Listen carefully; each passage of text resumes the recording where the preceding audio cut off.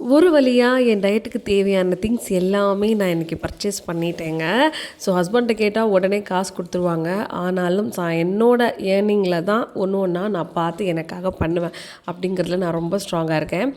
இப்போ வரைக்குமே இந்த ஒரு 3.5 மாதமா என் டயட்டுக்கு தேவையான எல்லா விஷயங்களுமே என்னோட ஏர்னிங்ஸில் தான் நான் பார்த்து பார்த்து வாங்கி வச்சுருக்கிறேன். ஈவன் இந்த சீட்ஸாக இருக்கட்டும், இந்த ஸ்டோரேஜ் கிளாஸ் பாக்ஸாக இருக்கட்டும், எல்லாமே வந்து என்னோட ஏர்னிங்ஸில் தான். இதில் எனக்கு ஒரு சின்ன ஹாப்பினஸ் வந்து எப்பயுமே கிடைக்கும்.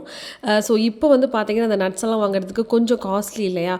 அதனாலேயே நான் ஒரு 1.5 மாசமா நட்ஸ் வாங்காம இருந்தேன். ஸோ ஃபைனலா கொஞ்சம் காசு சேர்த்து வச்சதுக்கப்புறம் இந்த பாக்ஸஸ் எல்லாம் கொஞ்சம் சீப் அண்ட் பெஸ்ட்டா கிடச்சிச்சு.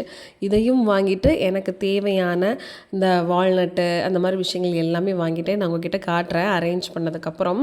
ஸோ நெறைய பேர் கேட்டிருந்தீங்க, "இது சாக்லேட் தானே சிஸ்டர் சாப்பிட்லாமான்னா?" டார்க் சாக்லேட்டுங்க.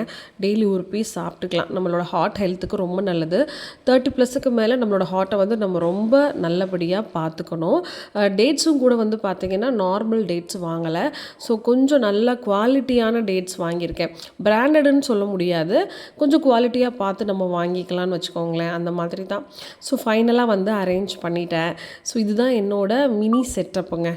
ஸோ இதில் எனக்கு தேவையான எல்லாமே இருக்கும். ஸோ எனக்கும் டெய்லி காலையில் இதை வந்து பார்க்கும்போது ஒரு ஃப்ரெஷ்னஸ் கிடைக்குது. நம்ம ஒரு வழியாக வந்து டயட் கரெக்டாக ஃபாலோ பண்ணிக்கிட்டு இருக்கோம். எப்படியாவது இந்த தடவை வந்து நம்ம சக்சீட் ஆகிடலாம் அப்படிங்கிறதுனால தான் இது எல்லாமே ஒன்று ஒன்றா ஸ்டெப் பை ஸ்டெப்பாக நான் பண்ணிகிட்ருக்கேன்.